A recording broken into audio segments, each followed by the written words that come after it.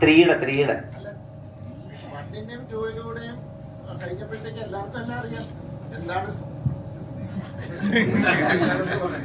ആ ചോദ്യത്തിനകത്ത് ഒരു പ്രശ്നം എന്താണെന്ന് വെച്ചാല് ഇപ്പൊ ആ വണ്ണിന്റെയും ടൂയിലും സൂക്ഷിച്ച പോലെ ഒരു രഹസ്യമൊന്നും ഇവർക്ക് സൂക്ഷിക്കണ്ട. കാരണം എല്ലാവർക്കും അറിയാം, പോലീസിനറിയാം, നാട്ടുകാർക്കറിയാം എന്താണ് സംഭവിച്ചത്. തെളിവില്ലാത്തതുകൊണ്ടാണ് ഭാഗത്ത് പോകാത്തതെന്നും അറിയാം. അതാണ് അവസ്ഥ.